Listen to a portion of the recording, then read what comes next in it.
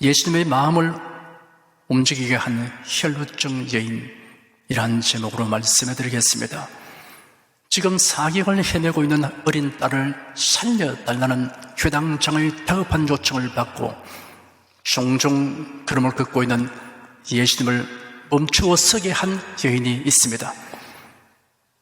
예수님을 소리쳐 부르거나 붙들어 멈추어 서게 한 것이 아니었습니다. 예수의 앞을 가로막은 것도 아니었습니다. 무리 가운데 섞여 예수님의 뒤에서 그독과의 손을 떼었을 뿐입니다. 예수님의 옷에 손을 댄 사람은 한두 사람이 아니었습니다. 한 무리가 예수님을 따라가며 애워싸 떠밀고 있었습니다.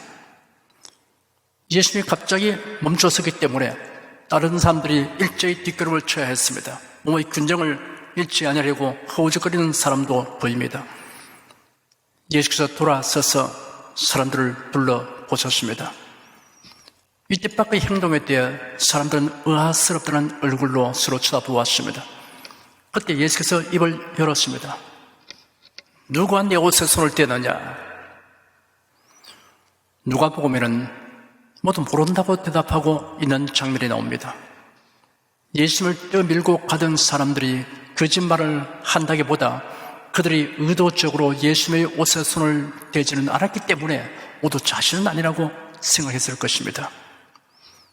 어색하고 이상한 분위기를 수습하려는 듯이 제자들이 말했습니다. 무리가 선생님을 애워싸 미는 것을 보시면서 누가 내 옷에 손을 떼었느냐라고 말씀하십니까? 예수님은 제자들의 대답에는 아랑곳하지 않으시고 이 일을 행한 여자를 버리고 둘러보셨습니다. 여인이 예수님의 옷가에 손을 대는 순간 예수님에게서 치료하는 능력이 나가는 것입니다. 예수님의 눈길이 한 여인에게 멈추었습니다. 그러자 그 여인이 두려워 떨며 예수님 앞에 나와 엎드렸습니다. 그리고 그가 예수님의 옷에 손을 댄 자초지종을 말했습니다.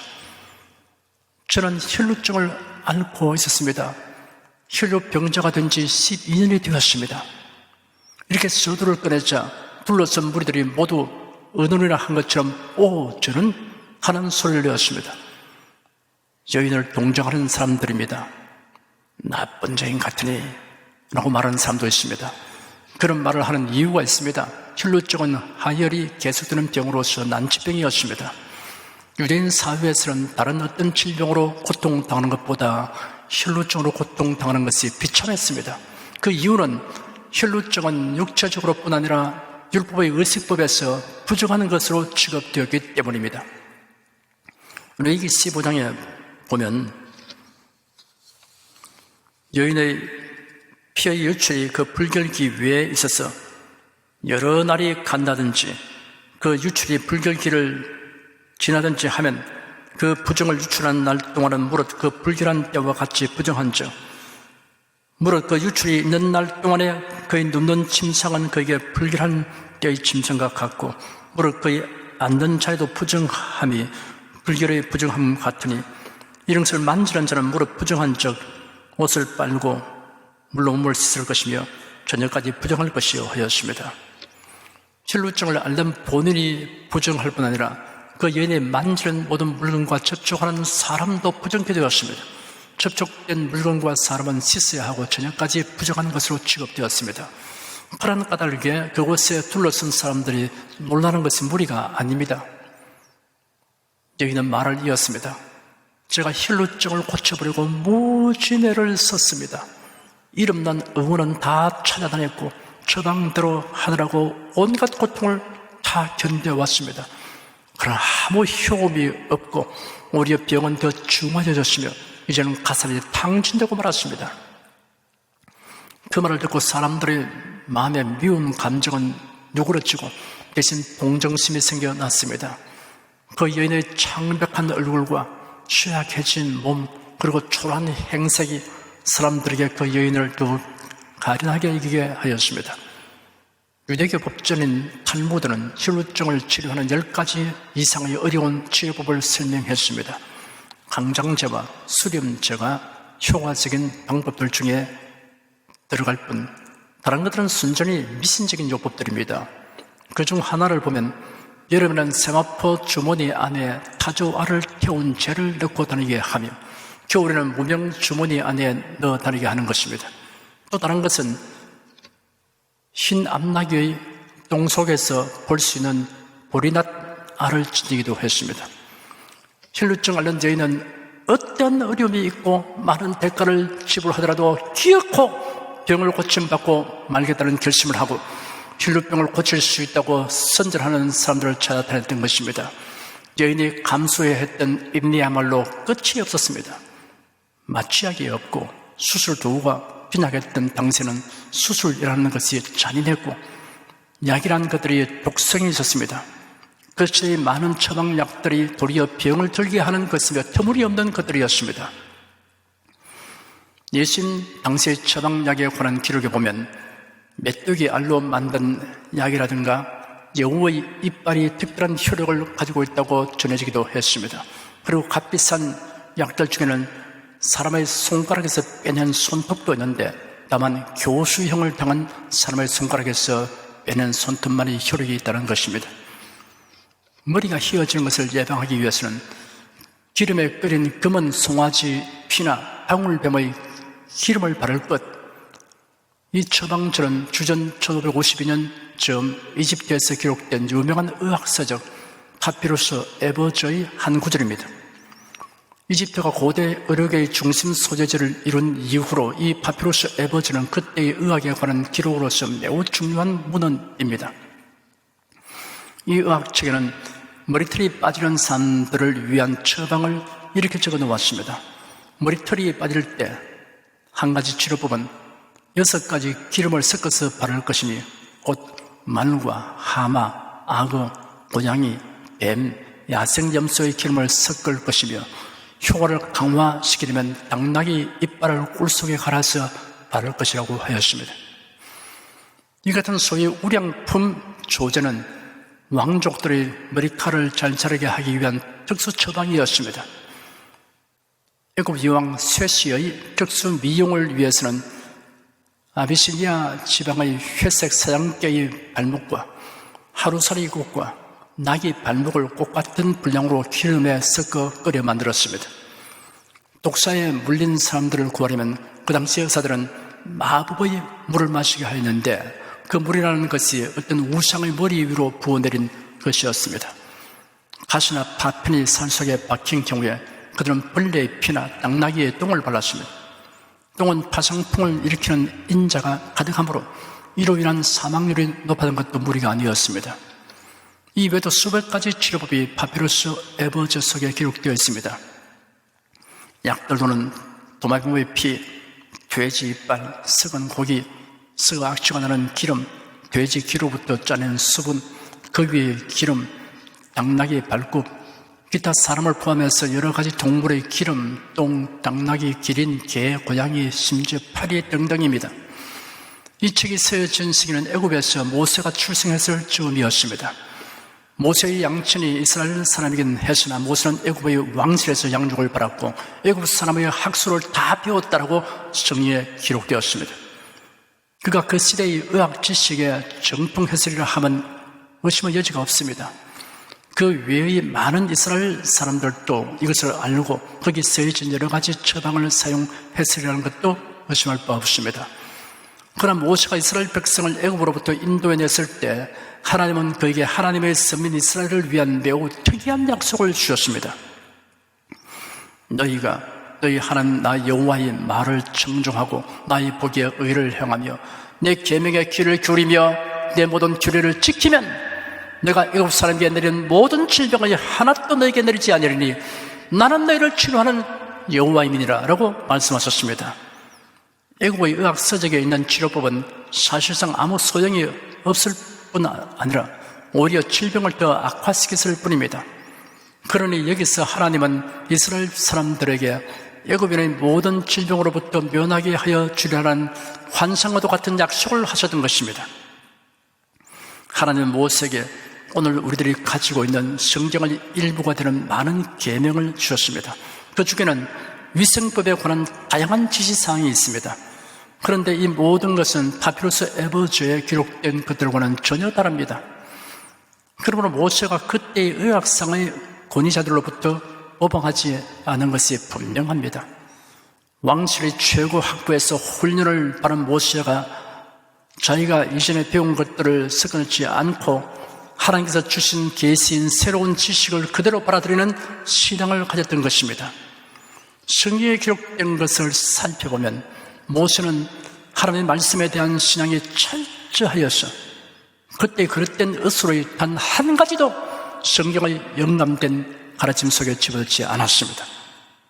만일 모세가 자기 시대의 최신 의학 지식의 일부를 덧붙여 넣었다면 박테리아가 울거리는 개나 고양이나 파리똥으로부터 만든 약뿐 아니라 우리들은 아비시니아 지방산의 회색 사냥개의 발목이라든가 당나귀 이빨을 꿀속에 갈아서 만들 것 같은 따위의 처방을 성경에서 읽게 됐을 것입니다.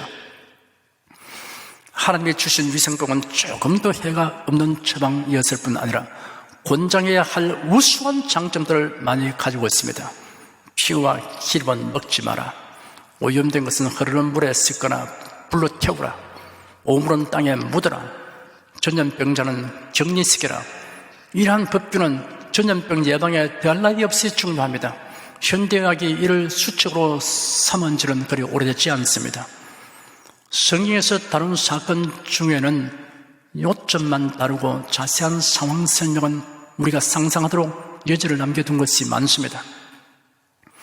그래서 이해를 돕기 위해 혈루증을 고침받은 여인이 고백하는 말을 추리해 보겠습니다. 언제부터인가 저는 예수님에 관한 소문을 듣기 시작했습니다. 그러던 중 드디어 예수님이 누구이신가를 제가 알게 되었습니다. 그리하자 내가 예수님의 옷에 손만 대어도 나음을 얻을 것이라는 생각을 갖게 되었습니다. 생각은 확신으로 변했습니다. 하지만 저는 예수님 계신 곳을 찾아갈 형편이 못 되었습니다. 그런데 예수님이 가까이에 진학하시다는 소문을 듣게 되었습니다. 저는 도저히 자제할 수 없었습니다. 무리하고 도리가 아닌 줄 알면서도 집박을 나서 뒤따라와서 사력을 다하여 사람들 사이를 밀치고 기어코 제가 예수님의 옷가를 만졌습니다. 여인의 진술이 끝나자 예수께서 따라 내 믿음이 너를 구원하였으니 평안히 가라. 네 병에 심으여 건강할지어다 하셨습니다. 여인은 예수님의 마음을 움직이게 하는 사람이 되었습니다. 본문에 등장하는 여인의 고백과 예수님의 말씀에서 여인이 어떻게 하여 예수님의 마음을 움직이게 하는가를 정리해 보겠습니다. 첫째, 본문에 등장한 여인은 예수님에 관한 정보를 면밀히 검토하고 유심히 살펴서 올바른 결론을 얻었습니다. 예수님이 누구이신가를 바르게 알고 믿게 되었습니다. 여인은 예수님이 복음 전도 활동을 시작하시기 10년 전부터 혈루증을 앓고 있었습니다. 부정한 병으로 규정되어 있어서 사람들이 모인 곳에 나갈 수 없었습니다. 예수님이 가르치시고 전하시는 말씀을 직접 듣지 못하였고 예수님이 행하시는 기사와 이적을 직접 보지 못하였습니다. 그런데도 여인은 다른 사람이 전하여 주는 소문을 유심히 듣고 깊이 생각한 그때 예수님에게는 전능하신 하나님의 능력이 있음을 깨달았습니다. 자신이 예수님의 옷가에 손만 떼어도 병 고침 받게 되려고 믿었습니다.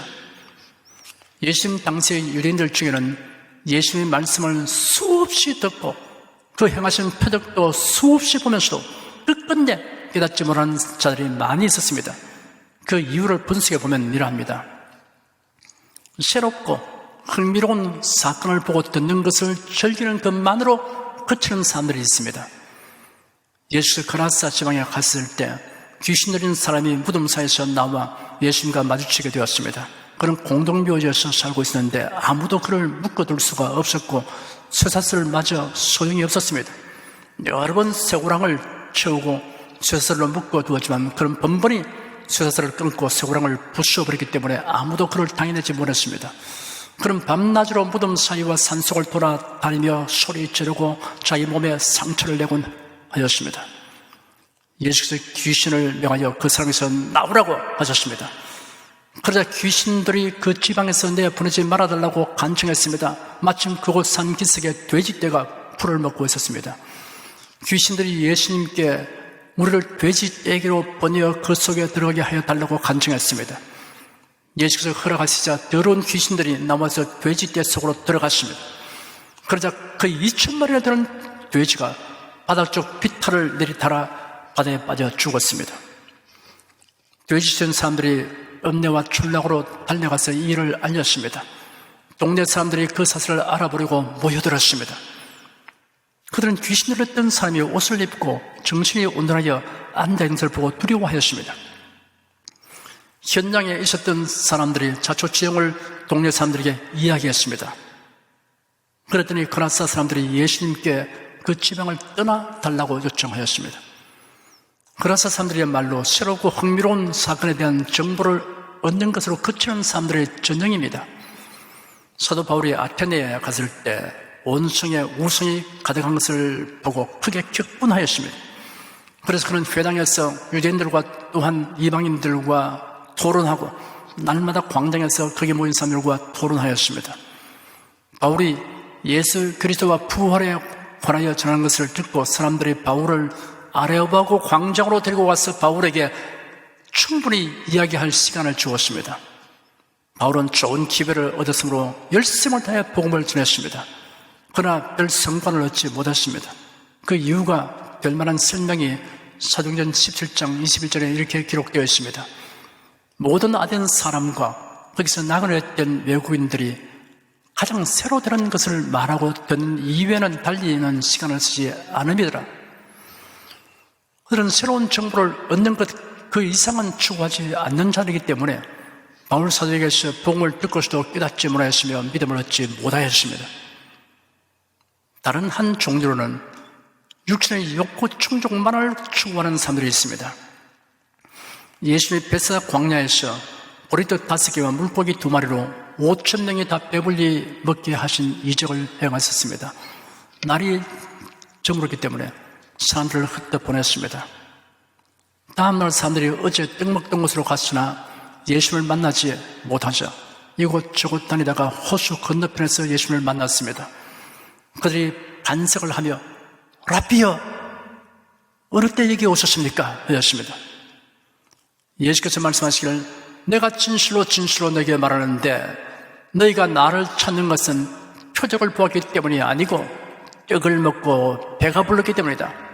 썩는 양식을 위하여 일하지 말고 영생에 이르도록 남아있을 양식을 위하여 일하라. 인자가 이 양식을 너에게 줄 것이니 이런 아버지 하나님께서 그에게 인치시기 때문이다 하였습니다. 썩는 양식이란 함축성을 지닌 말입니다. 이 세상에 속한 것은 영원한 가치를 지니고 있지 않습니다. 이 세상에 있는 것, 육신의 필요를 충족시키는 것들을 추구하지 말라는 것이 그런 뜻이 아닙니다. 그것이 목적화되어서는 안 된다는 뜻입니다. 그 모든 것을 하나님을 섬기는 수단으로 삼아야 합니다. 수양, 교제, 교양, 취미 삼아 교회에 다니는 사람이 있습니다. 종교를 가지는 것이 사회생활에 도움이 된다는 생각으로 교회에 다니는 사람들도 있습니다. 오랜 세월을 교회에 다니며 성경 말씀을 듣고서도 예수 그리스도가 누구이신가를 제대로 알지 못하고 믿음을 갖지 못하는 사람들이 있는 까닭이 이러한 이유 때문입니다. 이러한 사실을 생각해 볼 때 본문에 등장한 여인이 다른 사람이 전하여 준 예수님의 소문을 듣고 올바른 깨달음과 믿음을 얻은 것은 참으로 놀라운 일입니다. 성도 여러분은 하나님의 말씀을 자신의 세상 지식과 경험의 잣대로 판단하지 않아야 합니다. 오히려 하나님의 말씀이 여러분이 가진 지식과 경험을 판단하도록 하십시오. 그래 진리를 깨닫고 믿음을 얻게 되시기를 축원합니다. 둘째로 본문에 등장한 여인은 예수님에 대한 지식과 믿음을 자신에게 적용시켰습니다. 여인은 그가 예수님에게 나아가서 그 옷가에 손만 대어도 병이 나음을 얻을 것이라고 믿었습니다. 내가 그의 옷에만 손을 떼어도 구원을 얻으리라 하밀더라 라고 기록된 구절에서 하밀더라에 해당하는 성경 원어는 미완료 동사입니다. 마음속으로 계속해서 내가 그의 옷에만 손을 대도 구원을 얻으리라, 내가 그의 옷에만 손을 떼도 구원을 얻으리라. 내가 그의 옷에만 손을 떼도 구원을 얻으리라라고 되뇌며 말하는 여인의 모습을 그려볼 수 있습니다. 여인의 결단과 행동이 순간적인 충동에서 나온 것이 아니라 지속적인 믿음에서 비롯된 것임을 나타내고 있습니다. 여인은 여러 가지 악조건과 장애를 극복하고 기어코 예수님을 향하여 나아갔습니다. 12회나 혈루증을 앓고 있으니 체력은 한계에 도달하고 극심한 빈혈로 누워있어도 어지러웠습니다. 이런 상태의 몸을 가지고 그가 집 밖으로 나선 것은 결사도모라고 해야 할 것입니다. 발을 땅에 내디디니 마치 흥웅에 내디는 것 같이 몸의 균형을 잡기 어려웠습니다. 천지가 빙글빙글 돌아가는 것 같았습니다. 그래도 얘는 입술을 깨물고 두 팔을 내쫓고 호적거리면서 무리를 향하여 전진하였습니다. 무리들에게 접근해 보니 마치 철옹성 같았습니다. 사람들 틈을 비집고 들어가려고 하다가 밀려서 몇 번이나 쓰러질 뻔하였습니다. 여인은 스스로 격려했습니다. 이제 몇 사람만 더 비집고 들어가면 된다. 내가 이분의 옷에 손을 떼면 남을 얻게 된다. 내가 이분의 옷에만 손을 떼면 구원을 얻게 된다. 라고 마음속으로 되었습니다. 예수님의 옷이 손에 닿을 것 같아서 팔을 뻗는 순간 예수님의 성큼 앞으로 나아갔습니다. 핏기 없는 여인의 얼굴이 더욱 창문백해졌습니다. 여인은 포기하지 않았습니다. 거듭 보절의 손을 내밀었습니다. 드디어 예수님의 옷에 여인의 손이 닿았습니다. 여인은 예수님에 대한 지식과 믿음을 자신에게 적용시키는 데 성공했습니다.